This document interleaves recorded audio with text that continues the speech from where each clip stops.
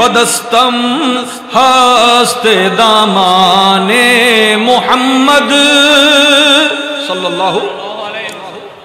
আমি আব্দুর রহমান যা আমি গুনাহগার, গুনাহ করতে করতে কালো হয়ে গেছে দিল, আমি সিয়াকার, কিন্তু আমার একটা ভরসা আছে, গুনাহগার হতে পারি, সিয়াকার হতে পারি, কিন্তু আমি প্যারা নবীজির দামানে সম্পর্কিত আছি। নবীর দামান আমার হাতে আছে, নবীর দামান আমার হাতে আছে। এই নবীর দামান যদি হাতে থাকে, গুনাহ হওয়ার পরেও, গুনাহগার হওয়ার পরেও আমি শাফাতের আশা রাখি। কারণ আমার আল্লাহ কোরআনে পাকের 4 নম্বর সূরা 64 নম্বর আয়াতে সূরা নিসাতে বলেন, ওয়ালাউ আন্নাহুম ইযযালামু আনফুসাহুম জাউকা ফাস্তাগফিরুল্লাহ। উম্মতের গুনাহ হলে উম্মত ওই গুনাহের ক্ষমা যদি পেতে চায়, উম্মত যেন আপনি নবীর দুয়ারে আসে এবং উম্মত দোয়া করবে, আল্লাহ আমাকে ক্ষমা করে দাও। আল্লাহ বলেন, মাহবুব ওই উম্মতের দোয়ার সাথে যদি আপনি নবী আমিন বলেন, তারা ক্ষমা, শুধু ক্ষমা নয় বরং ক্ষমাকারী ওই আল্লাহকেও পাবে। আহলুস সুন্নাহ ওয়াল জামাত, আহলে সুন্নাত ওয়াল জামাত দামি এজন্যই কোরআনের মুআফিক অনুগত আকীদা রাখে, কোরআনের বিপরীত আকীদা আহলে সুন্নাত ওয়াল জামাত রাখে না। তো আল্লাহ পাক ইরশাদ করছেন, বিসমিল্লাহির রহমানির রহিম, ইযা যুলজিলাত আল আরদু জিলজালাহা। আল্লাহ, আল্লাহর হাবিব, প্যারা মাহবুব, সৈয়দুল কৌনাইন, সৈয়দুল আরব ওয়াল আজম, সাহেব লাউলাক, হুজুর নবী দো জাহাঁ সাল্লাল্লাহু আলাইহি ওয়া আলিহি ওয়াসাল্লামকে মোহাব্বত করে বলছেন, হাবিব, যখন জমিনে কম্পন সৃষ্টি হবে, যখন জমিন কাঁপবে, জিলজালাহা, যেভাবে কাঁপা প্রয়োজন। কম্পনের মিটার মানুষ আজকে কত ডিগ্রিতে, কত মাত্রাতে ভূমিকম্প হয়েছে বিজ্ঞান বলে দেয়, অমুক জায়গায় এত ডিগ্রিতে, এত মাত্রাতে ভূমিকম্প হয়েছে। মাত্রা যত বাড়ে ক্ষতির পরিমাণ তত। এক সময় ভূমিকম্প মানুষের সহজ একটা সহজসাধ্য বিষয় ছিল, কিন্তু দিন দিন ভূমিকম্পের মাত্রা বাড়ছে না কমছে? ঘন ঘন হচ্ছে এবং পরিমাণও মাত্রা বেশি। এই মাত্রা দিন দিন কমবে না বাড়বে? এবং জমিনের নিচেও হবে, সমুদ্রের নিচেও হবে।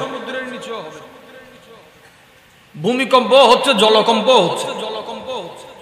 এই জমিন কাঁপতে কাঁপতে এমন একটা দিন আসবে, সেটা আখিরি কম্পন, এরপর আর কোনো কম্পন নাই।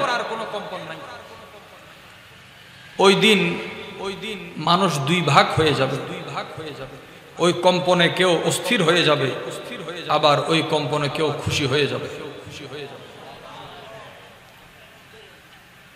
ওই কম্পন এমন কম্পন, ভূমিকম্প তো মানুষ সুখের ময়দান ছেড়ে দেয়, শান্তির জায়গা ছেড়ে দেয়, আরামের ঘুম ছেড়ে দেয়। যার খবর হয় ভূমিকম্প হচ্ছে, হোশ কাজ করে, বিবেক কাজ করে,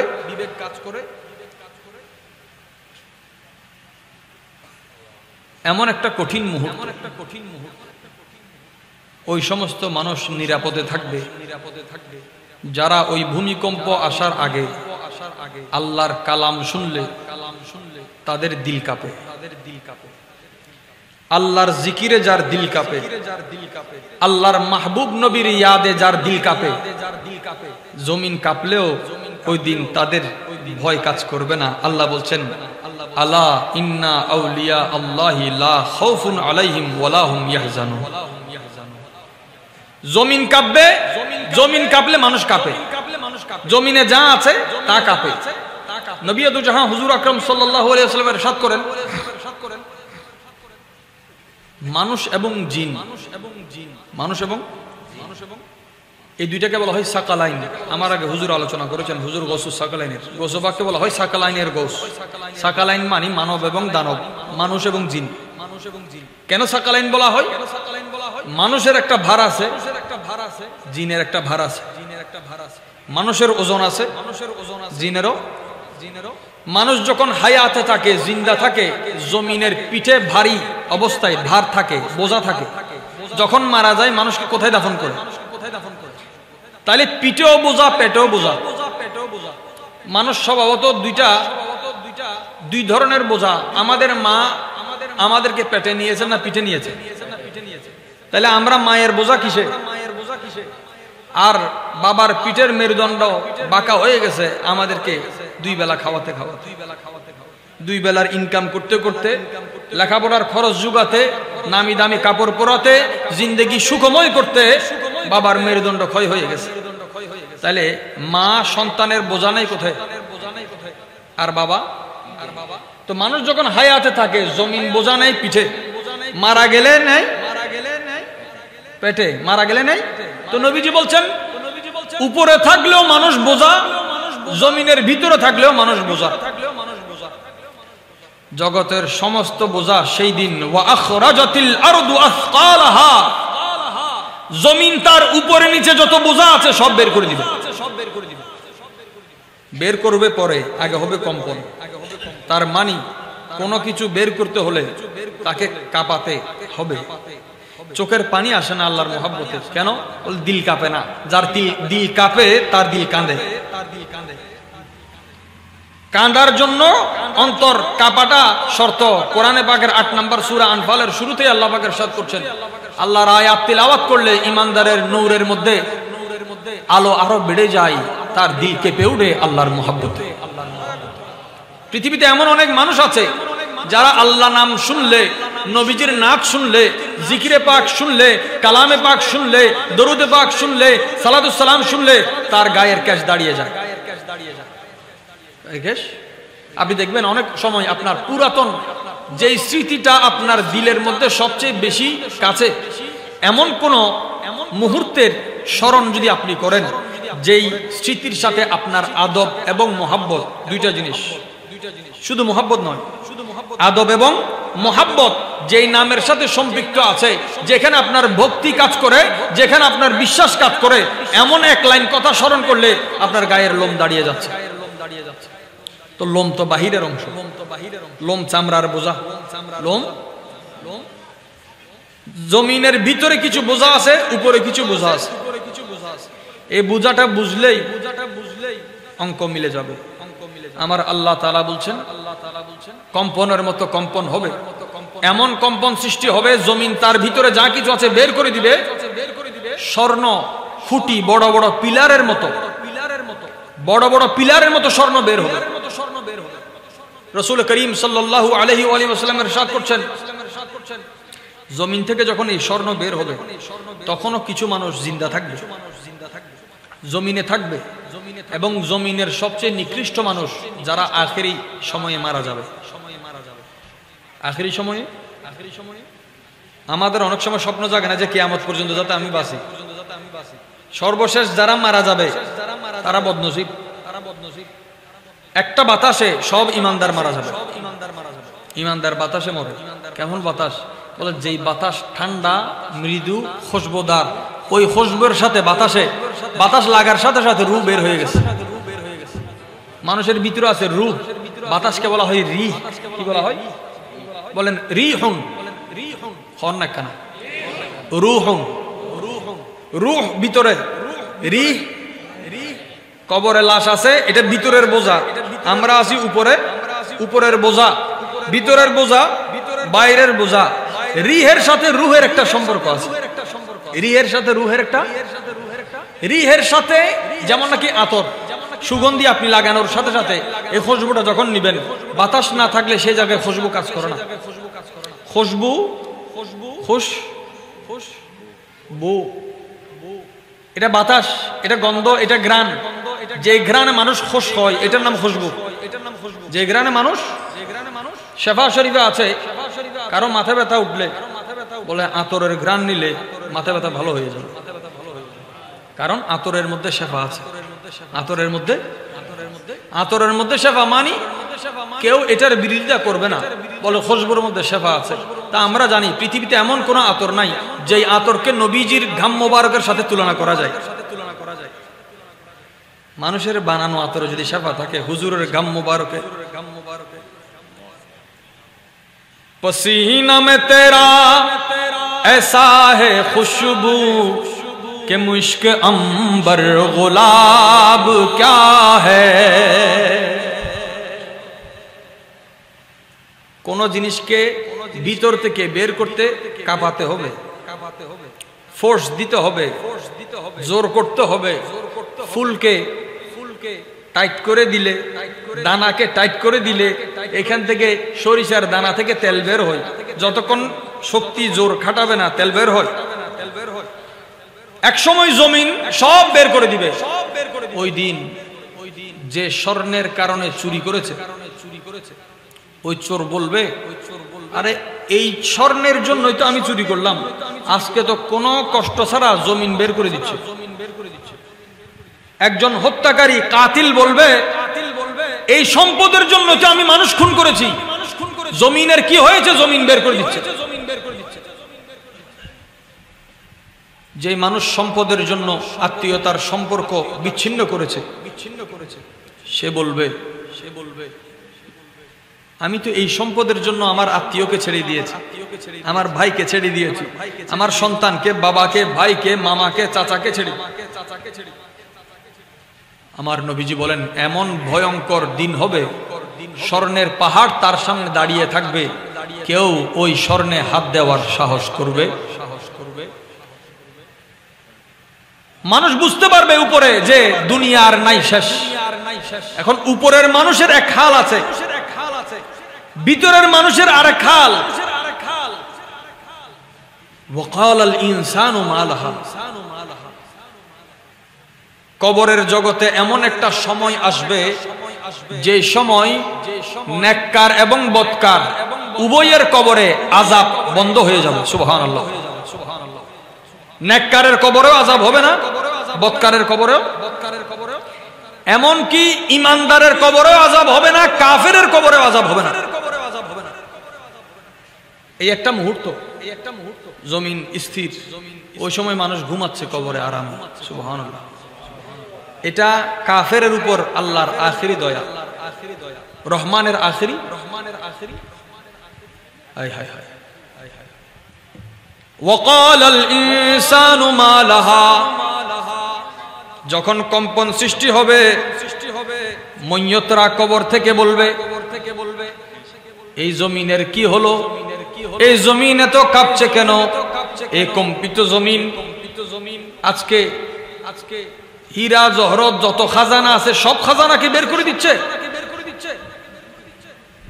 বের করতে করতে ইয়াউমাইযিন তুহাদ্দিসু আখবারাহা বলে এমন একটা সময়, যে সময় জমিন তার সম্পদ নয় বরং তার চিহ্ন সমূহ, তার নিশানা সমূহ, তার যত সংবাদ আছে সব সংবাদ প্রকাশ করে দিবে। একটু মনোযোগ। এটা সবচেয়ে বড় দামি জিনিস। আজকে আপনি যে জায়গায় বসে আছেন, বসে আপনার দিল কোরআন ও সুন্নাহ শোনার জন্য আল্লাহ এবং হাবিবের মহব্বতে বসে আছে। আপনার ইন্তেকালের পরে এই জায়গায় যেখানে আপনার কদম পড়েছে, যেখানে আপনি বসেছেন, ঠিক ওই জায়গা প্রমাণ করবে আল্লাহ এই বান্দা অমুক দিন অমুক জায়গায় অমুক সময় তোমার মহব্বতে তিলাওয়াত করেছে, দরুদ পড়েছে, তোমার মহব্বতে কোরআন ও সুন্নাহর মজলিসে বসেছে।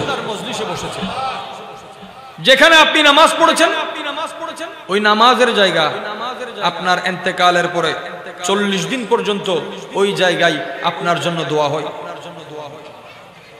একজন মানুষ মারা গেলে, খুন হলে কোথাও, বিদেশে বেশি হয়, যতটুকু তো এরিয়া সে মারা গেল স্প্রে দিয়ে সেখানে রং দেওয়া হয় যে এই সুরতে সে মারা গেল। কারণ সিআইডি এসে, গোয়েন্দা সংস্থা এসে এখান থেকে তদন্ত করবে।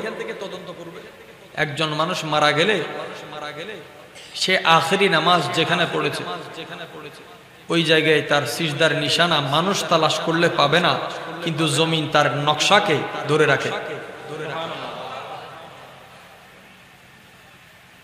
কম্পন যখন শুরু হবে, জমিন যখন একটা একটা করে বের করবে, ভিতরের খাজানার সাথে সাথে আল্লাহর মহব্বতে যে আপনি সিজদা করেছেন, রুকু এবং কিয়ামে দাঁড়ানোর সময় কদমের নকশা পড়েছে, ওই নকশাও জমিন আল্লাহর দরবারে প্রমাণ হিসেবে তুলে দিবে আল্লাহ এই বান্দা তোমার ইবাদতে মশগুল ছিল। জমিন যখন সাক্ষী দিবে, আমার পেয়ারা নবীজি বড় খুবসুরত শিক্ষা দিয়েছেন। সাহাবায়ে কেরামকে এই আয়াত যখন নাজিল হলো, সাহাবায়ে কেরামকে হুজুর বলতেন, এটা একবার নয় অনেক বলেছেন, বলে ইয়াউমা ইযিন তুহাদ্দিসু আখবারাহা, জমিন তার খবর বলে দিবে, সংবাদ বলে দিবে। এটার অর্থ তোমরা জানো? সাহাবা আদবের সাথে উত্তর দিল আল্লাহু ওয়া রাসূলুহু আলাম, আল্লাহ এবং রাসূল যথার্থ জানেন। আচ্ছা, কোরআন বাংলা না আরবি? হন না রাখনা, সাহাবীর ভাষা আরবি না বাংলা? তো আরবি সাহাবীর ভাষা, আরবি কোরআনের ভাষা। তো ইয়াউমা ইযিন তুহাদ্দিসু আখবারাহা, এই শব্দগুলো, এই আয়াত, এই অর্থগুলো সাহাবা তো জানার কথা, কিন্তু বলে নাই। কারণ জানে আমাদের জানার শেষ আছে, নবী তো আল্লাহ থেকে জানে। অসীম খাজানা থেকে যার এলম আসে, ওই এলম গণার, ওই এলমকে সীমাবদ্ধ করা, ওই এলমকে পরিমাপ করার ক্ষমতা সৃষ্টি জগতে কারো নাই। সাহাবায়ে কেরাম বললেন আল্লাহু ওয়া রাসূলুহু আ'লাম, আল্লাহ এবং রাসূল যথার্থ জানেন। এবার নবীজি বলেন তোমরা জমিন থেকে সতর্ক হয়ে যাও, সামনে বিপদ আছে। ওই দিক থেকে যেই একজন মানুষ আসলো, সে বাকি রাস্তার মানুষকে বলে দিল ভাই আপনি সামনে যাবেন না, সামনে গন্ডগোল হচ্ছে। যে জানে না সে কি বলতে পারবে? এবার রাসূল করিম সাল্লাল্লাহু আলাইহি ওয়াসাল্লাম এমন বিষয় নিয়ে সতর্ক করছেন যে বিষয় নিয়ে মানুষ কল্পনা করে নাই। আল্লাহর হাবিব বলেন তোমরা জমিন থেকে সতর্ক হও। জমিন থেকে কিভাবে সতর্ক হবে? কারণ জমিন তোমার ভালো কাজ হোক খারাপ কাজ হোক, আমরা বলি যেই জায়গায় কেউ দেখে না সে জায়গায় আল্লাহ দেখে। বান্দার সওয়াব হোক বা গুনাহ হোক, প্রত্যেকটা কাজে স্রষ্টা তো সাক্ষী আছেই, সৃষ্টির মধ্যে ফেরেশতা সাক্ষী আছে আর জমিন সাক্ষী আছে। যেখানে কেউ নাই বলে এখানেও দুইটা জিনিস সৃষ্টি জগতে, একটা ফেরেশতা, না জমিন। মানুষ চাইলে এই জমিন থেকে পালাতে পারবে না। বুজুর্গানে দিন বলতেন তুমি গুনার ইচ্ছা থাকলে গুনাহ করো, কিন্তু যেই জায়গায় আল্লাহ দেখে না সেখানে করো। এখন আল্লাহ কোথায় দেখে না এটা তালাশ করতে করতে দেখা যায় গুনাহ করার কোনো জায়গা। আল্লাহর হাবিব হুজুর আকরাম সাল্লাল্লাহু আলাইহি ওয়াসাল্লাম ইরশাদ করেন জমিন থেকে বাঁচো। আমরা তো জমিন দখল করি, জমিন ভোগ করি, জমিন বাড়াই, না থাকলে বাড়ানোর ইচ্ছা। বলে যার কিছু নাই সে অন্তত জমিনে কদম তো রাখে। একজন মানুষ বলতেছে আমার তো ঘর বাড়ি কিছু নাই, ঘর বাড়ি না থাকলেও আপনি জমিনে কদম রাখার ক্ষমতা তো আছে। বলে যেখানে একজন মানুষ জমিনের উপর থাকবে, তার ভালো কাজ হোক খারাপ কাজ হোক, জমিন তার সাক্ষী বহন করে। কেমন সাক্ষী? একটা সওয়াব হলে ওই সওয়াবের সাক্ষী দিবে, একটা গুনাহ হলে ওই গুনাহের সাক্ষী দিবে। এখন রাসূল মকবুল সাল্লাল্লাহু আলাইহি ওয়াসাল্লামের উম্মতের জন্য এখানে সুন্দর একটা তরিকা আছে। যেমন এই মাহফিলের শুরু থেকে যারা আছেন শেষ পর্যন্ত যারা বসবেন, এইখানে বসার পর থেকে কোনো গুনাহের চিন্তা আছে? কোনো গুনাহের নিয়ত আছে? তাইলে আমরা গুনাহে থাকি অথবা সওয়াবে থাকি, দুইটা রাস্তা আমাদের সামনে। কিন্তু কোন মাহফিলে আমরা যখন বসলাম, সামাজিক মাহফিল, এলাকার মাহফিল, দেশীয় মাহফিল, আমরা বসলাম কোথাও কোনো মজলিসে, যে মজলিসে বসলে কিছু আমি শিখতে না পারলেও অন্তত এতটুকু নিশ্চিত যে 2 ঘন্টা আমি গুনাহ করি নাই। 2 ঘন্টা আমার গুনাহের কোনো খেয়াল, একটা হচ্ছে গুনাহ না করা আর একটা হচ্ছে গুনাহের খেয়াল না আসা। আল্লাহর হাবিবের মাহফিলে বসলে উম্মত খুশনসিব, গুনাহ তো করা দূরের কথা, করার খেয়ালও থাকে না। আল্লামা জামি রহমতুল্লাহ আলাইহি বলছেন গুনাহগারম সিয়াহকারম ওয়ালাকিন বদস্তম হাস্তে দামানে মুহাম্মদ সাল্লাল্লাহু। আমি আব্দুর রহমান জামি গুনাহগার, গুনাহ করতে করতে কালো হয়ে গেছে দিল, আমি সিয়াকার, কিন্তু আমার একটা ভরসা আছে, গুনাহগার হতে পারি, সিয়াকার হতে পারি, কিন্তু আমি প্যারা নবীজির দামানে সম্পর্কিত আছি। নবীর দামান আমার হাতে আছে, নবীর দামান আমার হাতে আছে। এই নবীর দামান যদি হাতে থাকে, গুনাহ হওয়ার পরেও, গুনাহগার হওয়ার পরেও আমি শাফাতের আশা রাখি।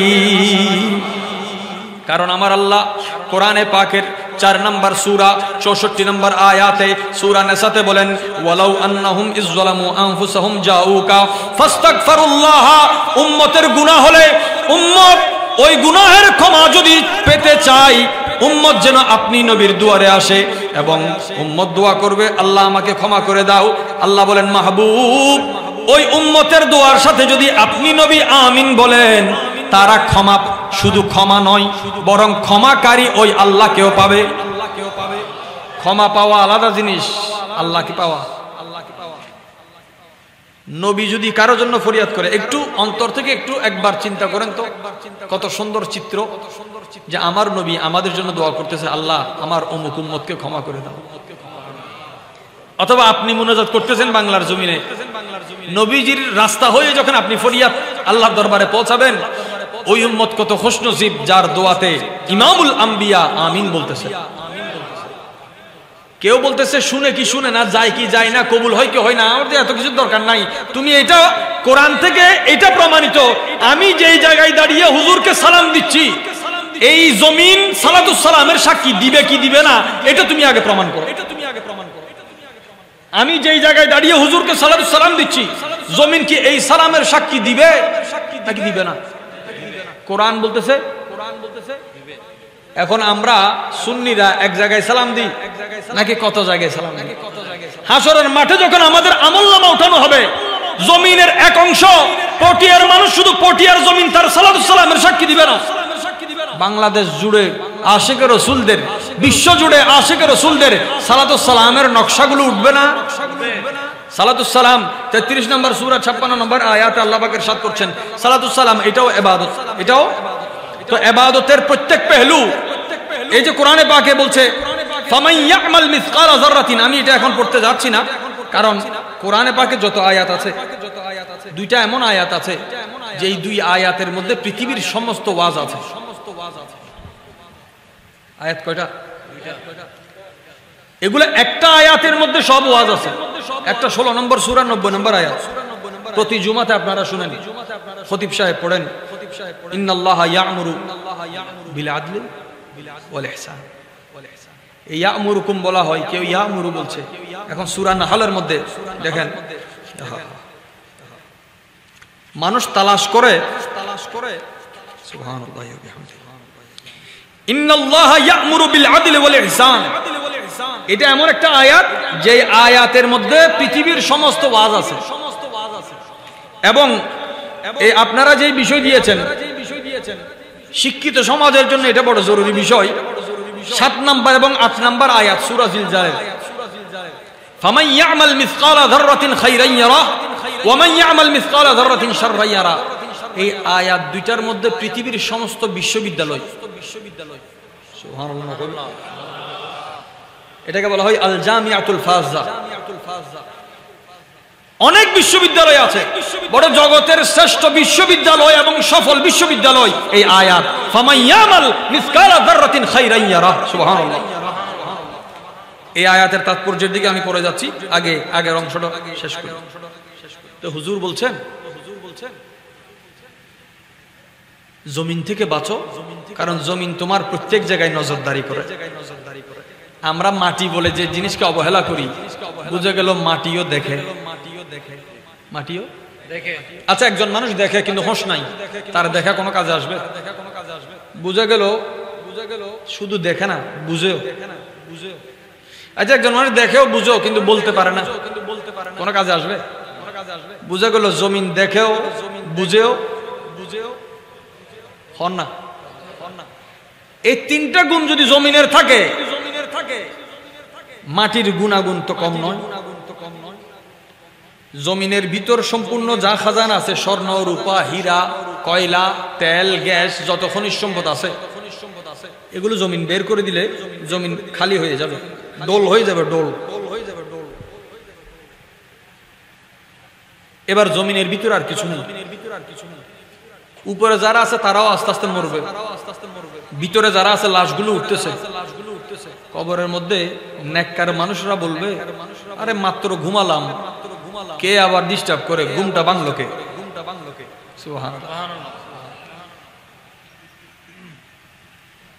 وقال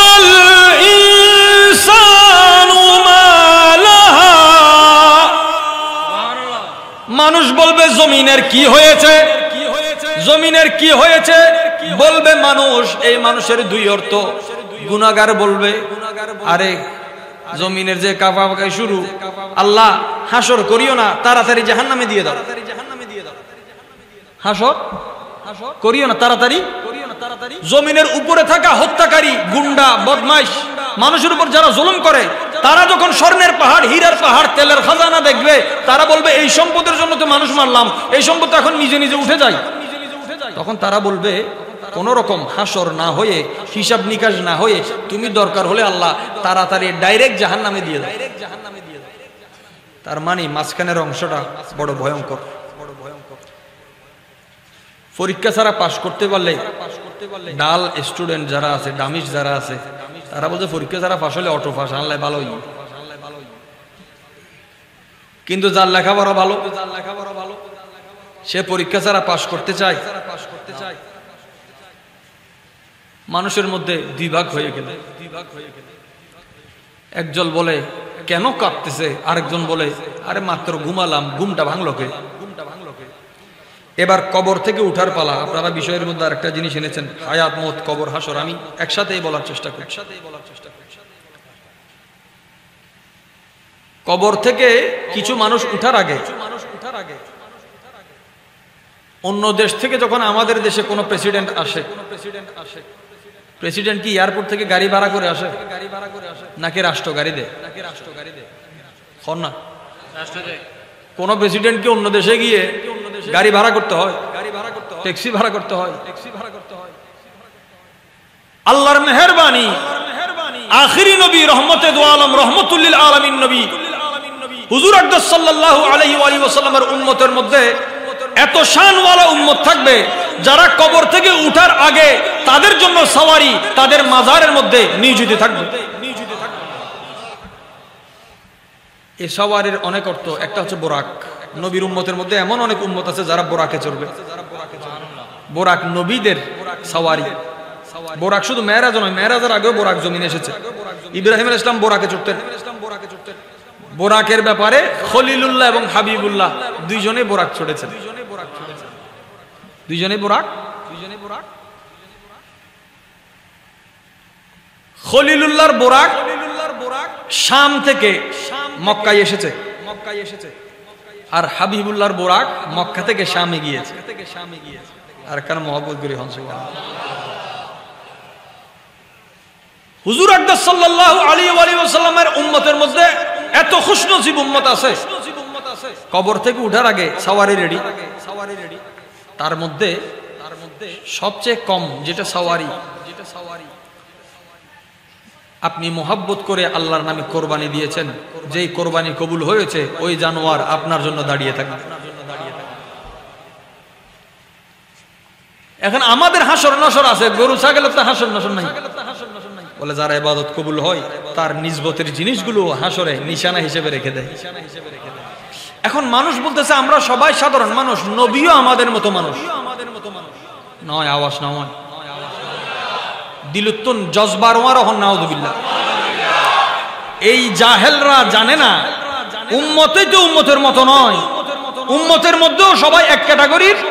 কোন উম্মত বোরাকে উঠে, কোন উম্মত ওই কোরবানির পশুতে উঠে, কোন উম্মত পায়ে হেঁটে যাবে, কোন উম্মত তার মাথার নিচের দিকে থাকবে। নাউযুবিল্লাহ। এটা কোরআনে পাকে আছে। এখন এমন একটা কঠিন দিন দেখেন, আল্লাহ আল্লাহ আল্লাহ। এই কোরআনে পাক আমাদেরকে যে রাস্তাগুলো দেখিয়েছে, আল্লাহ মানার তৌফিক দান করুন। 24 নম্বর সূরা, 24 নম্বর আয়াত একদম মনে থাকবে। সূরা নম্বর 24, আয়াত নম্বর 24। ঘন্টায় কিভাবে দিন কাটাবেন এই 24 বুঝার জন্য 24 নম্বর সূরার 24 নম্বর আয়াত কাফি। সুবহানাল্লাহ। বলেন বিসমিল্লাহির রহমানির রহিম। ইয়াউমা তাশহাদু আলাইহিম আলসিনাতুহুম ওয়া আইদিহিম ওয়া আরজুলুহুম বিমা কানু ইয়ামালুন। সেই দিন এমন একটা দিন যেই দিন বান্দার জিহ্বা সাক্ষী দিবে। আমরা বলি জিহ্বা কথা বলে, আসলে কি জিহ্বা কথা বলে? আপনি জিহ্বা বের করে রাখেন, জিহ্বা তো কথা, কথার সময় জিহ্বা ব্যবহার হয়, কিন্তু জিহ্বা কথা এখনো বলে নাই। জিহ্বার আওয়াজ কেউ শুনে? আমাদের আওয়াজ হচ্ছে কণ্ঠস্বর। আমরা যে আওয়াজ শুনি এটা জিহ্বার আওয়াজ নয়। কিসের? কোরআন বলছে জিহ্বা কথা বলবে, জিহ্বা কথা বলবে, একদিন আসবে। হাত কথা বলবে, একদিন আসবে। কদম কথা বলবে, একদিন আসবে। যেই মানুষ আপনার বিরুদ্ধে সাক্ষী দিবে, আপনি তার সাথে বন্ধুত্ব করবেন? মানুষ তাকে পালে। আপনি যাকে পালেন সে যদি আপনার বিরুদ্ধে সাক্ষী দেয়, ও বুঝে তোমার আয় ফালিলাম, তুই আর বিরুদ্ধে কিনলে, জিব্বে ইয়ানারা ফালির হনে আর জিব্বেরে ফালি দিয়ে আই অনর জিব্বেরে ফালিতে লিখবেন। আমাদের হাত আমাদের যত্ন, আমাদের পা আমাদের যত্ন, সযত্নে এই দেহকে সুন্দর করে নিজের দুশমনকে মজবুত করছি। এই হাত, এই কদম, এই চোখ, এই জিহ্বা যতক্ষণ এখানে আছেন, ইমানের সাথে বলেন তো এটা কি নেকির পাল্লায় সাক্ষী দিন আমাকে বদির পাল্লায় সাক্ষী দিবে? হাত কথা বলবে, কোরআন বলছে। জবান কথা বলবে, কোরআন বলছে। কদম সাক্ষী দিবে, কোরআন বলছে। এই সাক্ষীটা বড় জরুরি। এখন জমিনও সাক্ষী দেয় আমার বিরুদ্ধে, আমার হাতও সাক্ষী দেয়। যদি জমিন থেকে বাঁচতে হয়, এই হাত থেকে কি বাঁচবে? যদি জমিন থেকে বাঁচতে হয়, পা থেকে। যদি জমিন থেকে বাঁচতে হয়, এই জিহ্বা থেকে বাঁচতে হবে না? আল্লাহ তাআলা তিনটা জিনিসের কথা বলেছেন। বলে এই তিনটা জিনিস কাফি। কারণ একজন মানুষ ভালো কাজ করার জন্য এই তিনটা জিনিস জরুরি, অন্যায় কাজ করার জন্য। এবার দেখেন, আমাদের প্রতিটা অন্যায়ের সাথে, গুনাহের সাথে জমিন সাক্ষী দিচ্ছে নিচের থেকে। এদিকে আমার পা আছে, আমার হাত আছে, আমার জিহ্বা আছে। তো দুশমনের জন্য সাক্ষী হিসেবে চারটা জিনিস। তো এর বাহিরে আপনি ফেরেশতাকে ধরেন, পাঁচটা সাক্ষী শেষ। এই পাঁচটা বিরুদ্ধে দাঁড়াই আমার বিরুদ্ধে সাক্ষী দিচ্ছে যে এই হাত দিয়ে এই গুনাহ, এই পা দিয়ে এই গুনাহ, এই জিহ্বা দিয়ে এই গুনাহ, এই জায়গায় এই গুনাহ করলো। আমি যখন আমার বিরোধিতা যে করে ওই সাক্ষী নিয়ে আমার কোর্টে যদি আমার উকিল আমার বিরুদ্ধে কথা বলে, ক্ষমার কোন সূরত আছে? উম্মত এক মুহূর্ত যদি এই লাইনটাকে একটু অনুভব করে, জিন্দেগিতে সে আল্লাহর রাসূলের শানে বেয়াদবি করবে না। যেই মুহূর্তে পিতা মাতা নয়, শুধু এই কোরআনে পাক 22 নম্বর সূরা। কত নম্বর সূরা? মনোযোগ আছে আপনাদের? 22 নম্বর সূরা। আল্লাহ পাক প্রথম আয়াত এবং দ্বিতীয় আয়াতে বলছেন, বিসমিল্লাহির রহমানির রহিম, ইয়া আইয়ুহান নাস, পৃথিবীর সমস্ত মানুষকে বলছে, ইত্তাকু রাব্বাকুম, তোমাদের প্রভুকে ভয় করো। ইন্না যালজালাতাস সাআতি শাইউন আযীম, নিশ্চয়ই ভূমিকম্প, জমিনের যে কিয়ামতের জন্য কম্পন হবে, ওই কিয়ামতের কম্পনটা বড় কম্পন, বড় বিষয়। এমন কম্পন, এমন ভয়ের বিষয়। ইয়াউমা তারাউনাহা তাযহালু কুল্লু মুরদিআতিন আম্মা আরদাআত ওয়া তাদউ কুল্লু যাতি হামলিন হামলাহা।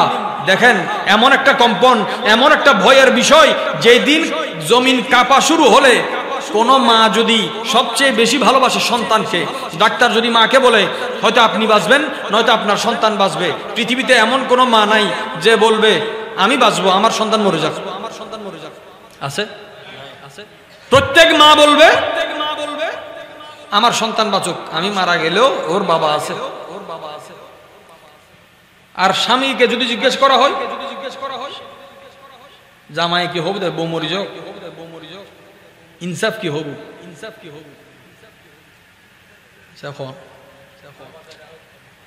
মা বাসো। সুবহানাল্লাহ। আল্লাহ এই পরিস্থিতির কেউ না ভালো। জমিনে বোঝা তুলিব, জমিন থেকে বোঝা উঠবে, কিন্তু আমার চোখে পৃথিবীতে সবচেয়ে ভারী, সবচেয়ে বোঝা হচ্ছে বাবার কাঁধে সন্তানের লাশ। একজন মজদুর মানুষ, একজন শক্তিশালী মানুষ, পালোয়ান মানুষ সবকিছু কাঁধে নিতে পারে, ছেলের লাশ পারে? উম্মতের খাতিরে নবীজি এই কষ্টটাকেও সহ্য করেছে। আমার নবীজির শাহজাদা শাহজাদি নবীজির নিজের হাতে দাফন করেছে। बोले मैं उसी में खुश हूँ जिसमें मेरी यार की खुशी है। আল্লাহ যেটাতে খুশি আমি সেটাতে খুশি। সুবহানাল্লাহ। বোঝা অনেক ধরনের আছে। একজন মানুষ বড় কথা বললে, কাছের মানুষ দুঃখ দিলে দিল ভারী হয়ে যায়, এটাও বোঝা। বলে যত ধরনের বোঝা আছে, নিশানা আছে, এগুলো বের করে দিবে জমি। যেই মা নিজের মতকে কবুল করে সন্তানের হায়াতের জন্য, আল্লাহ ওই মাদের হায়াতে বরকত দান করো, সন্তানকে তাদের তাবেদার হওয়ার তৌফিক দান করো। আমার যে ভাইয়েরা মা বাবা হারিয়ে ফেলেছেন, আজকে ঈদের দিন একজন মানুষ দৌড়ে যায় তাড়াতাড়ি ঘর থেকে বের হওয়ার আগে একবার মা বাবার কাছে, নামাজের পরে আরেকবার মা বাবার কাছে। কিন্তু কত যুবক ভাই আছে যারা ঈদের নামাজের পরে কবরস্থানে দাঁড়াইতে হয়। এক সময় সালামের সুযোগ ছিল, সালাম করে নাই। আজকে এই হাত, এই নজর, এই দিল ওই কদমগুলোকে তালাশ করতেছে, কিন্তু সালাম করার জন্য ওই কদম। আল্লাহ আমাদের এহসাস দান করুন, খেদমতের তৌফিক দান করুন। দেখেন আল্লাহ বলছেন এত ভয়ঙ্কর দিন, দুধ পান করাবে এমন সন্তানকে বুক থেকে মা ফেলে দিবে। কিয়ামত এত কঠিন। গর্ভে সন্তান আছে, ওই গর্ভের সন্তানকে সাথে সাথে ফেলে দিবে, প্রসব করে দিবে। এমন দিন কিয়ামত। এই আয়াত যখন নাজিল হয়, হায় হায়, আমরা কোরআনে পাকের আয়াত পড়া, শোনা, বলা এগুলো আমাদের জন্য সহজ, কারণ আমাদের ঈমান কমজোর। এই আয়াত যখন নাজিল হলো, সাহাবায়ে কেরামের সামনে আমার নবীজি এই আয়াতটা পড়লেন। এই আয়াতে বলা হচ্ছে কিয়ামত বড় আজিম বিষয়।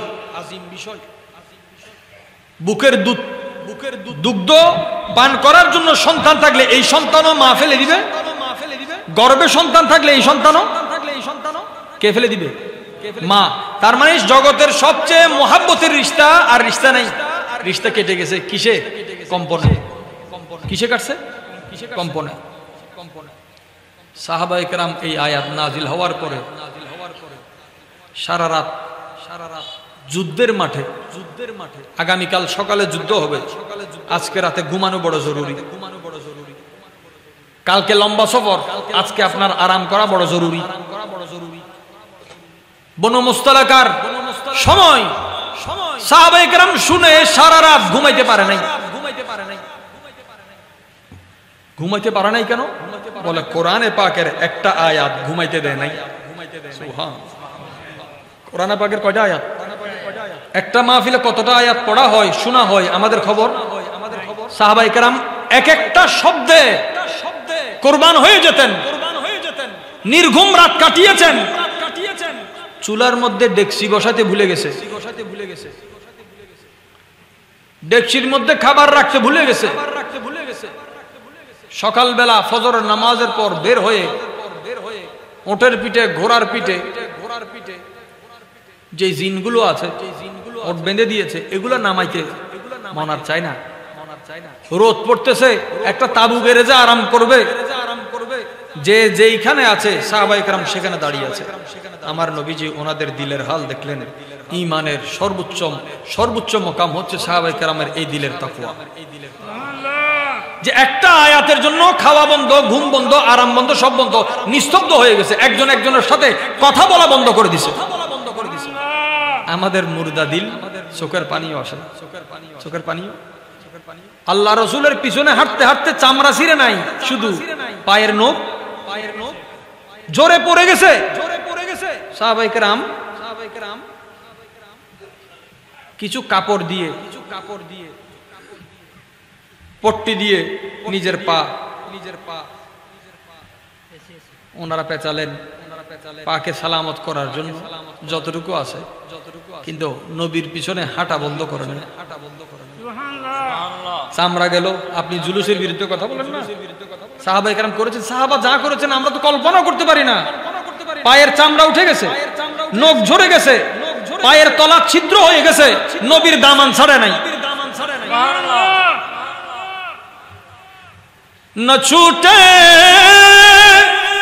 हाथ से दामन तुम्हारा या रसूल हमेशा ये रहे कायम सहारा या रसूल अल्लाह। मोहब्बत बोलें सुभान अल्लाह, अल्लाहु अकबर, या रसूल अल्लाह, अल्लाह अल्लाह जिंदाबाद। देखें এই লম্বা সফরে রসুল মকবুল সাল্লাল্লাহু আলাইহি ওয়াসাল্লাম সাহাবায়ে কেরামের আদব কি? রাস্তার মধ্যে মরুভূমিতে পথ চলা অবস্থায় যেখান থেকে শয়তানের শিং বের হবে ওই জায়গার নাম নজদ, বর্তমানে সৌদির রাজধানী রিয়াদ। সৌদির মুফতিরা অনেক চেষ্টায় আছে এই রিয়াদকে নজদ নয় এটা প্রমাণ করার জন্য। তো এই যুদ্ধটা ছিল ওই রাস্তায়, কাঁটাযুক্ত পথ। কোন গাছের যদি ছায়া দেখতেন, আচ্ছা মরুভূমির বালি, রোদ, সূর্যের আলো গরম, বালি রোদুত্তন বালুর গরম, দেখছিতুন শ্রেণীর গরম। ওই গরমের মধ্যে সফরের মধ্যে যদি কোথাও ছায়া দেখে মন চাই। সাহাবী কি করেছেন? বলে কোন গাছের ছায়া দেখলে আমরা নবীজির জন্য ওই জায়গা ছেড়ে দিতাম। নয় আর কেন মহব্বত করে কার জন্য ছেড়ে দিতেন? আচ্ছা ছায়া মানে কি? আরাম। সাহাবী আরাম ছেড়েছেন কার জন্য? হযরত আব্বাস নামাজ দাঁড়িয়েছেন, ওনাকে হুজুর পাক দায়িত্ব দিয়েছেন, তিনি পাহাড়ায় আছেন তাবুর বাহিরে। আল্লাহর হাবিব দায়িত্ব দিয়েছেন বলে নবীর দায়িত্ব এক ফরজ, নামাজের ওয়াক্ত হয়েছে নামাজ আর এক ফরজ, দুই ফরজ এক জায়গায় এসেছে, মাজমাউল বাহরাইন। এখন নামাজে দাঁড়িয়েছেন, নামাজের মধ্যে তীর মেরেছেন, উনি তীর সহ নামাজ পড়ে নিয়েছেন। তীর সহ, আল্লাহু আকবার। কারণ তীর মারা কার কাজ? কাফেরের কাজ। সবর করা কার কাজ? আল্লাহ ওয়ালার কাজ। কার কাজ? হযরতে সুলতানুল মাশায়েখ খাজা নিজামউদ্দিন মাহবুবিল্লাহি রাহমাতুল্লাহ আলাইহি পানির মধ্যে একটা বিচ্ছু ডুবে যাচ্ছে। হুজুর তাকে পানির কোষবদ্ধ করে উপরের দিকে তুলে দিচ্ছে। পানিতে তো তার বল নাই, কুমিরের বল কই? কুমিরের বল, বাঘের বল, ডাঙ্গায়। সে ডুবন্ত অবস্থায় হুজুর মাহবুবিল্লাহি তাকে পানি দিয়ে তুলে দিলেন। পানি যখন হাত থেকে একটু কমে, সুযোগ পাওয়ার সাথে সাথে সে আঘাত করার জন্য বসে আছে। বিচ্ছু হুজুর আবার ছেড়ে দেয়, সে আবার পানিতে পড়ে, আবার ডুবে, তিনি আবার তুলে দেন। পানি কমার সাথে সাথে সে আবার। এভাবে করতে করতে হুজুরের মুরিদ বলে, হুজুর আপনি যদি তাকে 1000 বার তোলেন, সুযোগ পাওয়া মাত্রই সে, কারণ আঘাত করা তার স্বভাব, তার চরিত্র। চরিত্র শব্দের অর্থ আমরা জানি না। চরিত্র মানে জোর করে যেটা করে সেটা নাম নয়। চরিত্র মানে যেটা প্রকৃতি, চরিত্র মানে যেটা প্রকৃত। সূর্য পূর্ব দিকে উঠে, এটা চরিত্র। পশ্চিমে অস্ত যায়, এটা চরিত্র। এই মাঘ ফাল্গুন শীত আসে, আবহাওয়ার একটা চরিত্র। আপনি বৈশাখ জ্যৈষ্ঠ, এই ঋতুগুলো পরিবর্তন হয়, যার যার চরিত্র আছে। আম গাছ আম দেয়, এটা আম গাছের মানে চরিত্র। তাকে বলা হয় যেটা জোর করে করা, রং দেওয়া হয় না। স্বর্ণের উপর সোনালী রঙের কোনো দরকার, ইমিটেশন বানাইলে দরকার আছে, অন্য নাইলে দরকার আছে। স্বর্ণতন সোনালী রঙের দরকার, কারণ ইবে জাতর মারে উড়িয়েই, জাতর মারে। তো নবী রসুলদের জন্য চরিত্র এক্সট্রা নিতে হয় না, আল্লাহ বানানোর সময় ওনাদেরকে ওই জাতে বানিয়ে দিয়েছেন। লাকাদ কানা লাকুম ফি রাসূলিল্লাহি উসওয়াতুন হাসানা। নবী দু জাহার চরিত্রের প্রশংসা আল্লাহ এই জন্য করেছেন, ইন্নাকা লাআলা খুলুকিন আযীম। এটা মহা চরিত্র। কোরআনে পাকে বলা হচ্ছে শাইউন আযীম, কিয়ামতের দিনের কম্পন, কিয়ামতের দিন হচ্ছে শাইয়ে আযীম। বলে ওই মহান শাই থেকে যদি বাঁচতে চাও, নিরাপদ থাকতে চাও, খুলুকে আযীম, নবীর চরিত্রকে অনুসরণ করো। আল্লাহ আল্লাহ, আল্লাহু আকবার, ইয়া রাসূলুল্লাহ। দেখেন জিন্দাবাদ, জিন্দাবাদ, জিন্দাবাদ, জিন্দাবাদ। আহা, এক আজিম থেকে বাঁচতে আর এক আজিমের সাহারা নিতে হয়। আল্লাহর একটা নাম আজিম। আমরা রুকুতে বলি সুবহানা রাব্বিয়াল, বলেন সুবহানাল্লাহ। তো হুজুরের মুরিদ বলতেছে, হুজুর আপনি 1000 বার তুললে সে মারবেই, এটা তার স্বভাব, এটা তার স্বভাব। তো মাহবুব ইলাহি উত্তর দিচ্ছেন, আঘাত করা তার স্বভাব। সে যদি 1000 বার পরেও তার স্বভাব পরিবর্তন না করে, চরিত্র না পাল্টায়, আমি কেন আমার চরিত্র পাল্টাবো? তার কাজ আঘাত করা, আমার কাজ রক্ষা করা। তার কাজ আঘাত করা, আমার কাজ রক্ষা করা। তার কাজ নফরত করা, আমার কাজ মহাব্বত করা। সে তার মেহমানদারি করে তার চরিত্র অনুযায়ী, আমি মেহমানদারি করি আমার চরিত্র অনুযায়ী। এই সামান্য একটা কাজ, যেটাকে আমরা সামান্য বলছি। নবী দো জাহান হুজুর আকরাম সাল্লাল্লাহু আলাইহি ওয়াসাল্লামের সাথ করছেন, মানুষ অবচেতনে, নিজেও জানে না এমন একটা কথা বলেছে, যেই একটা শব্দে আল্লাহ তাকে জান্নাত দিয়ে দিয়েছে। যেই শব্দকে সে কখনো আমল মনে করে নাই। আপনি হাঁটতে বসতে আড্ডায় ভিতরে বাহিরে এমন একটা শব্দ বলেছেন যে শব্দ আল্লাহর মহব্বত লেগেছে, বলে ওই শব্দের কারণে মাগফিরাত হয়ে গেছে। মানুষ নিজে নিজের আমলকে আমল বলে মনে করে নাই। আপনি এখানে বসেছেন, এই বসার মধ্যে কি আমল আছে? কোনো আমল নাই। বলে বসাটা কি আমল? বলে এই বসাটা যদি পছন্দ হয়, বলাটা যদি পছন্দ হয়, দেখাটা যদি পছন্দ হয়, শোনাটা যদি পছন্দ হয়, এই মুহাব্বতটাই তার জন্য নাজাতের জন্য কাফি। আল্লাহু আকবার। মনোযোগ আছে? এই ধ্যান, এই মনোযোগ, এটা একটা বড় নিয়ামত, এটা একটা বড়। দেখেন আল্লাহ আমাদের গুনাহ হতাকে ক্ষমা করুন, আল্লাহ আমাদের অজ্ঞতাকে ক্ষমা করুন, আল্লাহ আমাদের অক্ষমতা অপারগতাকে ক্ষমা করুন। আল্লাহর হাবিব হুজুর আকরাম সাল্লাল্লাহু আলাইহি ওয়াসাল্লাম সেই জায়গায় সাহাবায়ে কেরাম ছায়া দেখলে নবীর জন্য ছেড়ে দিতেন। আর আমার নবী যে ছায়ার মোহতাজ নয়, দো আলম তো নবীর রহমতের ছায়ার মধ্যে আশ্রয় নেয়। কিন্তু সাহাবার ইশক, বলে বস্তু এবং বাস্তবতা, এটা হচ্ছে ভিন্ন বিষয়। এক জায়গায় আরাম করার জন্য জায়গা দিলেন, চতুর্পাশে কাটা। তো রাসূল করিম সাল্লাল্লাহু আলাইহি ওয়াসাল্লাম সাহাবায়ে কেরাম বলেন, ওই দিন আমাদের এত ঘুম আসছে, সবাই বেখবর ঘুম। সুবহানাল্লাহ। একটা জিনিস ইয়াদ রাখতে হবে, সাহাবায়ে কেরামের অনেকে কারামত তালাশ করে। কোরআন সাক্ষী দিচ্ছে সাহাবার ঘুমও কারামত নয়। আওয়াজ নয়।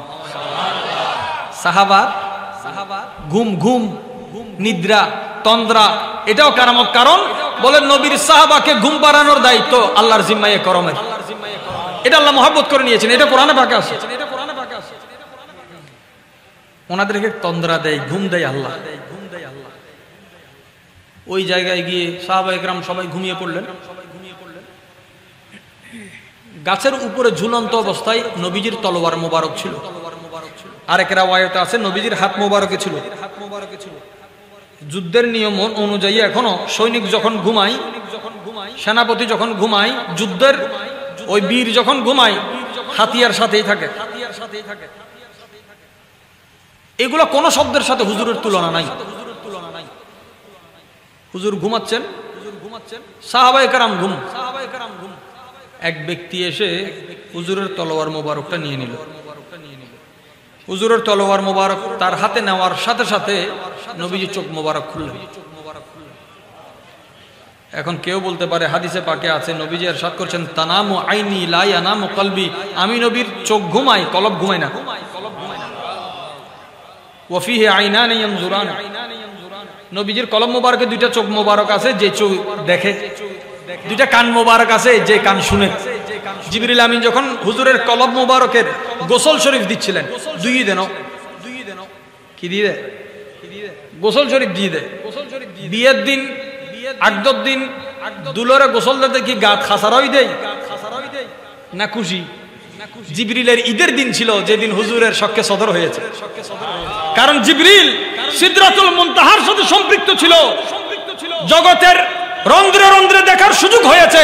কিন্তু কায়নাতে অনেক কিছু দেখার পরেও এমন জিনিস দেখার সৌভাগ্য জিবরিলের হয়েছে যা কায়নাতে কারো হয় নাই। মানুষ মোহর নবুয়ত দেখে জান্নাতি হয়ে গেছে, জিবরিল ওই সিনা মুবারকের ভিতরে কি আছে তাও দেখেছে। আল্লাহু আকবার, ইয়া রাসূলুল্লাহ, ইয়া আলী, ইয়া গাউস আযম মুস্তাফিজ জিন্দাবাদ। দেখেন জিবরিল আমিন কোথায় দেখেছে? বলে মেরাজের রাতটাও জিবরিলের মেরাজ ছিল। হযরত আমির হুজুর রহমাতুল্লাহ বড় সুন্দর লিখেছেন, সাইয়েদনা জিবরিল আলাইহিস সালাম বলেছেন কি,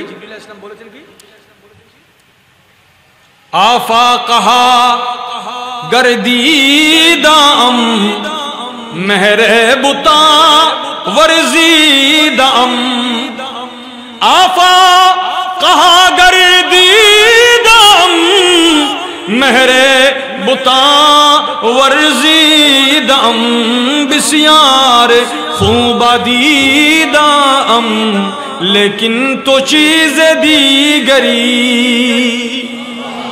या रसूल अल्लाह कल्लबतु मशारिकल अर्द व मागारिबाहा, জমিনের পূর্ব পশ্চিম উলট পালট করে আমি দেখেছি।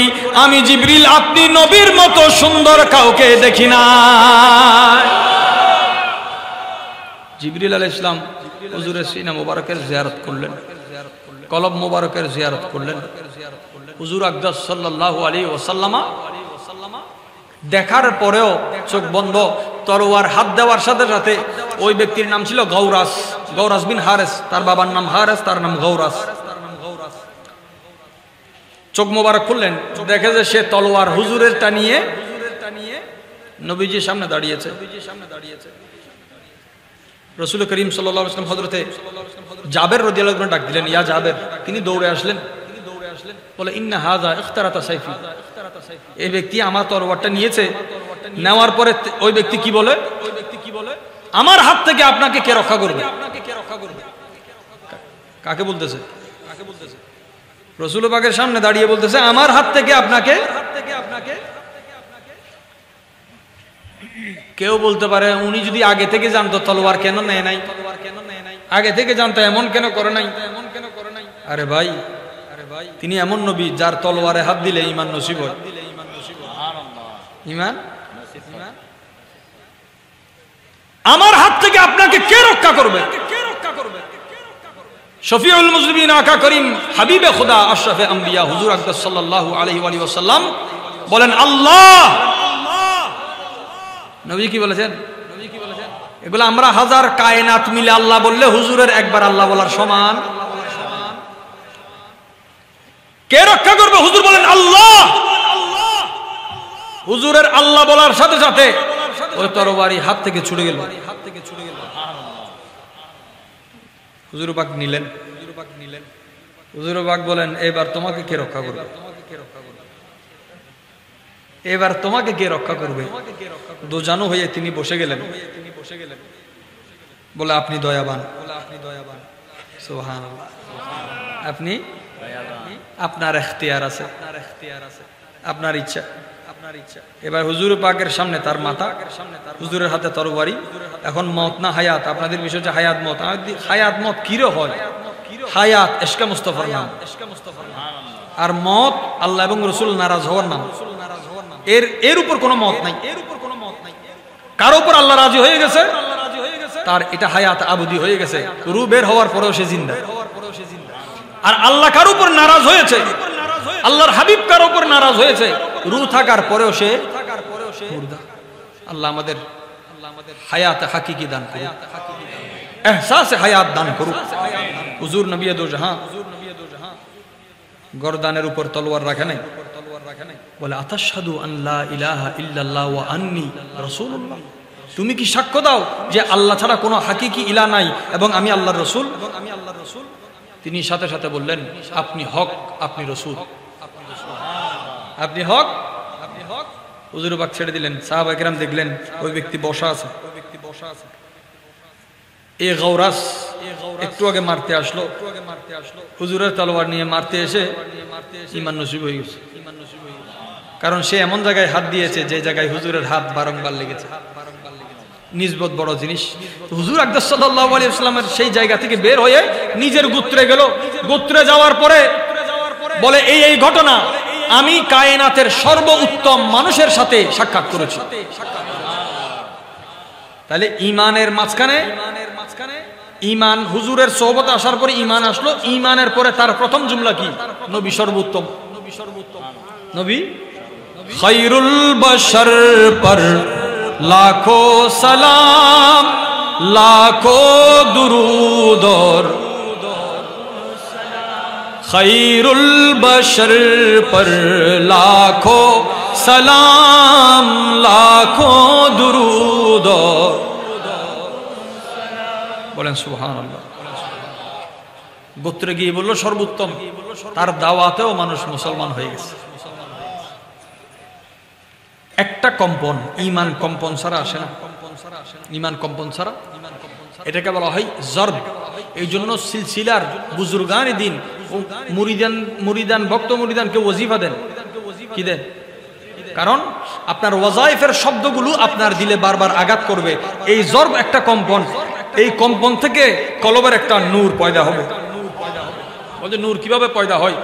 লোহার সাথে লাগলে আগুন দেখা যায় না, কিন্তু লাগলে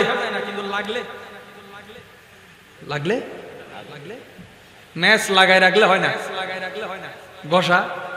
তাহলে একটা হচ্ছে আকর্ষণ আর একটা হইলো ঘর্ষণ। এই দুইটা জিনিস সিলসিলাতে বড় জরুরি। দিলের সাথে একটা আকর্ষণ সেদিকে লাগবে যেটাকে বলা হয় জুস্তেজু, কশমকশ।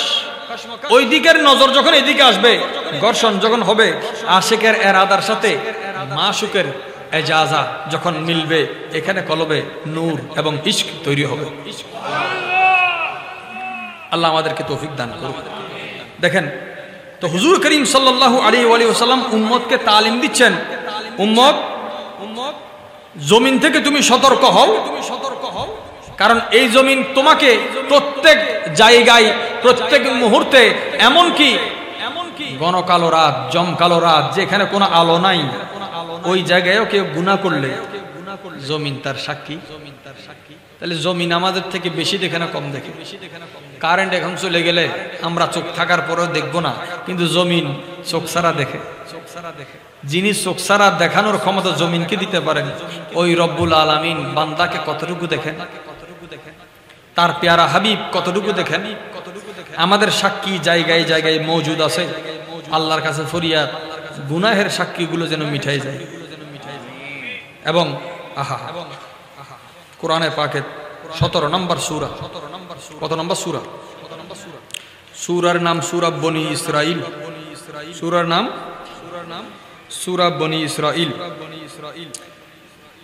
15 পারা 17 নম্বর সূরা 36 নম্বর আয়াত। আমার আল্লাহ পাক রব্বুল আলামিন ইরশাদ করছেন এই আয়াতের শেষ অংশটুকু, ইন্নাস সামআ ওয়াল বাসরা ওয়াল ফুআদা কুল্লু উলাইকা কানা আনহু মাসউলা। মানুষের অঙ্গ প্রত্যঙ্গ কথাও বলবে। বলা হয়েছে 24 নম্বর সূরার কত নম্বর আয়াত? আর কেন জোরে? আর এটা 17 নম্বর সূরার 36, 17 নম্বর সূরা 36 নম্বর আয়াত।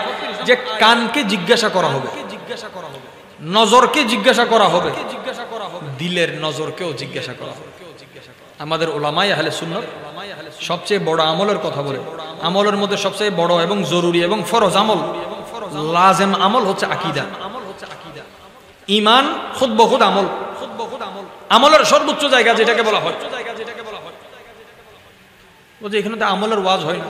আর আকীদার চেয়ে বড় আপনার সেন্টার তো তৈরি করতে হবে। আপনার জগতের যত আমল আছে, যেমন নবী দোজাহার এরশাদ আছে, কোন কাফের কোন ভালো কাজ নিয়ে কবরে যাইতে পারে না।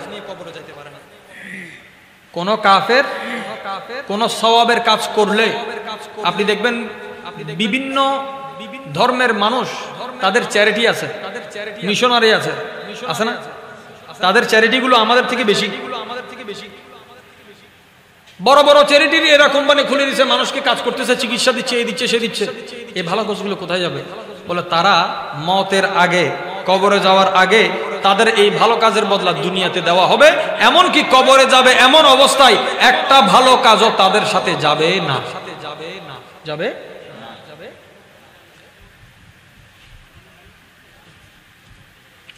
এই যে আমরা আয়াতটা তিলাওয়াত করলাম 99 নম্বর সূরা, রাসূল মকবুল সাল্লাল্লাহু আলাইহি ওয়াসাল্লাম উম্মতকে কি তালিম দিচ্ছেন? বলে আমার উম্মত জগতে যত গুনাহ করেছে এই গুনাহের শাস্তিগুলো দুনিয়াতে চলে আসবে। এই গুনাহের শাস্তি পেতে পেতে এমন একটা সময় আসবে, আমরা দেখি অনেক সময় একজন মানুষ বিছানায় কষ্ট পাচ্ছে 4 বছর 5 বছর, মরে না।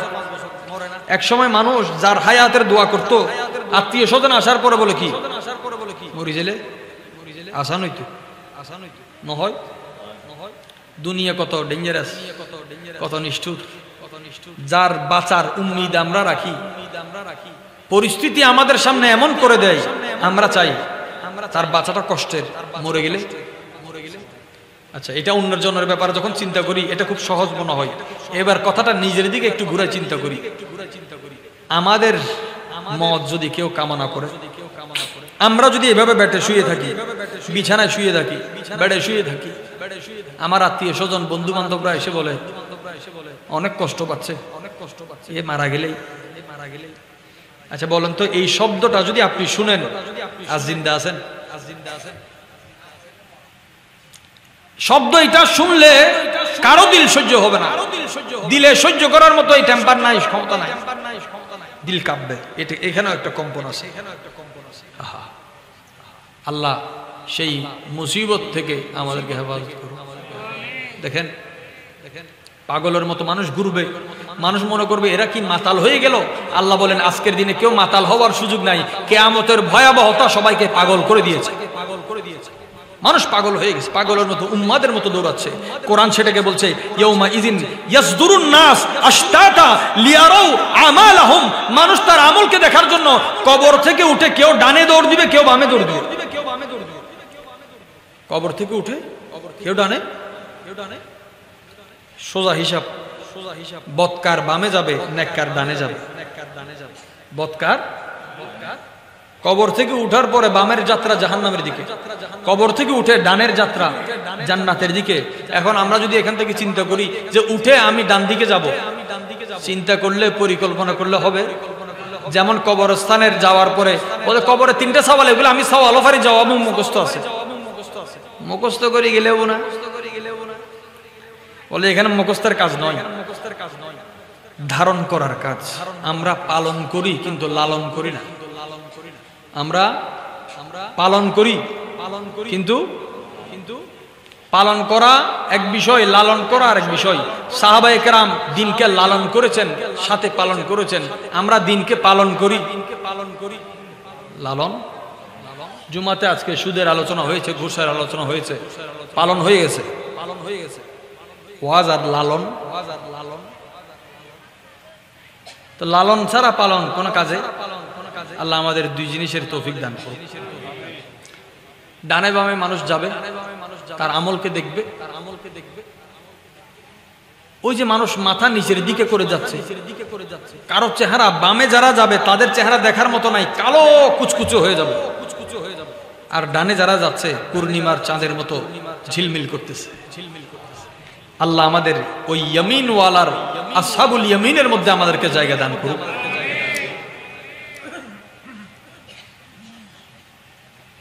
কবর থেকে যখন মানুষ উঠবে, কবর থেকে উঠা উম্মত নবীজির কদমে হাজির হওয়া। আমার নবীজির একটা নাম হচ্ছে হাশির। হাশর যার জন্য কায়েম হয় তিনি হচ্ছেন হাশির। জগতের সমস্ত মানুষ নবীজির কদমে হাজির হবে। নবীর কদমে হাজিরের নাম হাশর। সুবহানাল্লাহ। নবীজির কদমে হাজির হওয়ার নাম। আমাদের সাথে যাদের ইখতিলাফ বা দ্বন্দ্ব আমরা যাই বলি, আজ পর্যন্ত কোন সুন্নি আলেম ব্যক্তিগত দোষে কারো সমালোচনা করে না। আমাদের মুহাব্বত আল্লাহ এবং রাসূলের খাতিরে, আমাদের নফরত আল্লাহ এবং রাসূলের। আপনারা আমাদেরকে মহব্বত করেন এই নিসবতে, আমরা আপনাদের মহব্বত করি এই নিসবতে। আমরা কারোর সাথে যদি দুশমনই করি, নিসবত এটা কেউ হুজুরের সাহাবীকে গালি দিবে, আহলে বাইতকে গালি দিবে, আমরা সেই মোহাব্বত তাদের জন্য দেখাতে পারবো? আল্লাহ আমাদের আকীদাকে সালামত রাখে। দেখেন দুরাশে তাকবীর দেন, তাকবীর দেন, মাশাআল্লাহ, আল্লাহু আকবার। নারে ইসলাম, নারে গাউসিয়া, আহলে সুন্নাত ওয়াল জামাত, আল্লামা আবুল কাসেম মুহাম্মদ একবার মোহাব্বতের আওয়াজ বলে আলহামদুলিল্লাহ। এখানে মোহাব্বত করে হন। আমাদের মেহমান আজকের প্রধান অতিথি হুজুর তশরিফ এনেছেন। আল্লাহ আমাদের হাজিরিকে ইসলাহ এবং ইখলাসের সাথে কবুল করুন। তো সাহাবায়ে কেরামের যে মোহাব্বত এবং আপনারা যে হায়াত মত কবর হাসরের কথা বললেন, আল্লাহর হাবিবের সামনে দাঁড়ানোকে আমরা যতটুকু শাফাতকে সহজ মনে করি, আদৌ কি শাফাত এত সহজ? ডক্টর ইকবাল, আল্লামা ইকবাল যাকে বলা হয়, তিনি আল্লাহর কাছে ফরিয়াদ করতেন, আল্লাহ আমার হিসাব তুমি নিও, আমি যাতে তোমার হাবিবের সামনে না দাঁড়াই। রসুল পাকের সামনে দাঁড়ানোকে উনি ভয় করতেন। আল্লাহ গফুরুর রহিম, মাফ করে দিব।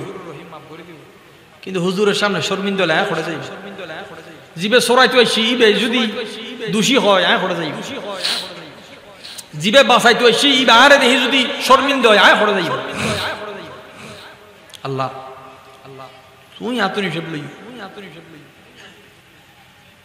ये जन्नत मुबारक रहे जाहिदों को, ये जन्नत मुबारक रहे जाहिदों को कि मैं तेरी सामना चाहता। म्हणजे दायित्व चाই হাসরতন আল্লাহ ইকবাল কথা আই দাইতাম না, তুমি বেগুনরা দিবে লগই ব্যস্ত দিবে লগই আয় তোমার সামনা সামনে হইতাম চাই, কারণ আয় কিছু ফাইবের আশায় তোমার ইবাদত ন করি, আয় তোমার তুন সাইবেল্লাই তোমার তুন ফাইবেল্লাই ইবাদত ন করি, আয় তোমার ফাইবেল্লাই ইবাদত করি। खुदा तुम सोन और खुदा रे सोन तफात है, खुदी मिठी तो खुद आया खुदा खुदी में नजर, खुदी मिठी तो खुद आया खुदा खुदी में नजर। মানুষ যখন নিজের আশাকে আল্লাহর হুকুমে কোরবান করে, এটা তার ঈমানের শাহাদাত হয়ে যায়। নিজের স্বপ্নকে বুজুর্গদের স্বপ্নের কাছে বিলীন করে দেয়, হুজুরের শরীয়তের কাছে কোরবান করে দেয়, এটা তার ঈমানের নিশানা হয়ে যায়। মানুষ চতুর্দিক থেকে যখন উঠে দৌড়াদৌড়ি শুরু করবে, জগতের সমস্ত মানুষ নিচে,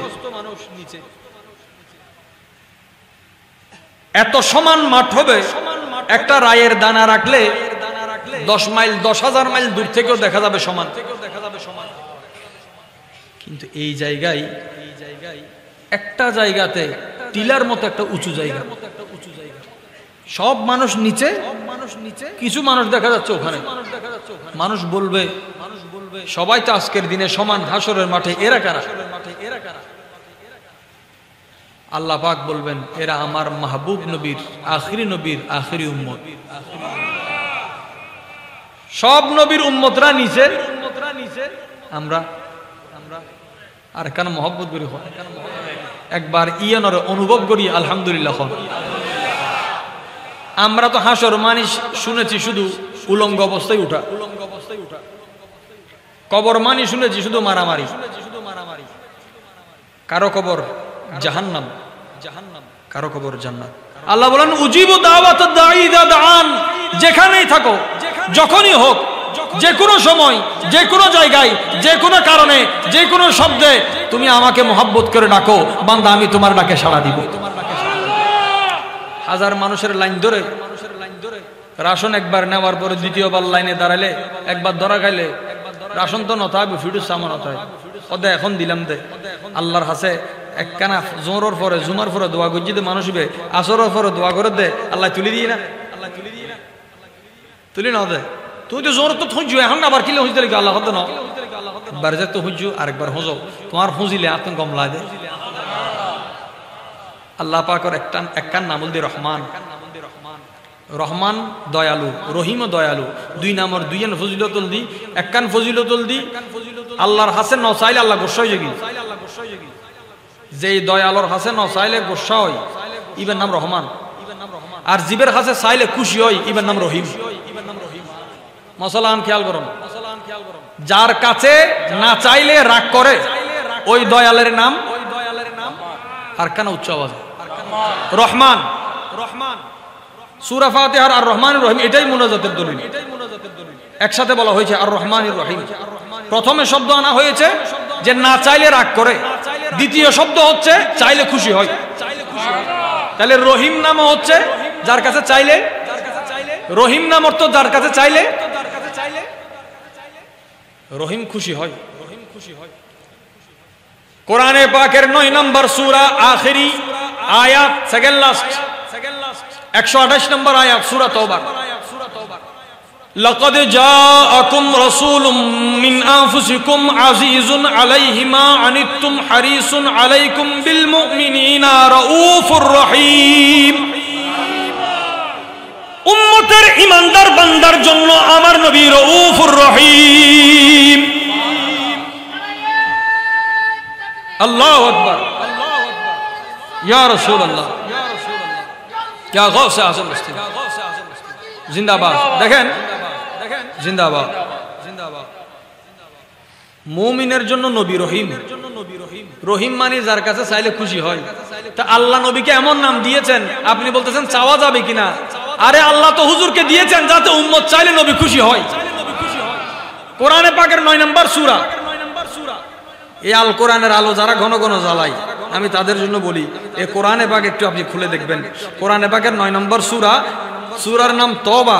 এই তওবা থেকে যদি কারো তওবা নসিব হয়, তওবা থেকে যদি কারো তওবা নসিব হয়, এই সূরার 62 নম্বর আয়াত আল্লাহ পাক ইরশাদ করছেন, ওয়াল্লাহু ওয়া রাসূলুহু আহাক্কু আন ইউরদুহু ইন কানু মুমিনিন। ঈমানদার মাকে রাজি করে, বাবাকে রাজি করে, ভাইকে রাজি করে, আওলাদকে রাজি করে, নিজেকে রাজি করে, স্ত্রীকে রাজি করে, স্বামীকে রাজি করে, ওস্তাদকে রাজি করে, পীরকে রাজি করে, বন্ধুকে রাজি করে, বসকে রাজি করে, মালিককে রাজি করে, কাস্টমারকে রাজি করে। জগতের যত সম্পর্ক আছে মানুষ চাই যাতে সবাই আমার উপর খুশি থাকুক। তো খুশি থাকতে হলে তাকে রাজি করতে হয়। আল্লাহ বলে জগতে যদি সবচেয়ে বেশি রাজি হওয়ার কে হকদার থাকে তাহলে সর্বপ্রথম আমার হাবিব রাসূল রাব্বিল আলামিনকে তোমরা রাজি করো। নবী রাজি হওয়াটা হকদার। নবী রাজি হয়ে গেলে আপনি কামিয়াব হয়ে গেছেন। সুবহানাল্লাহ। फलाह दो आलम अगर चाहता है,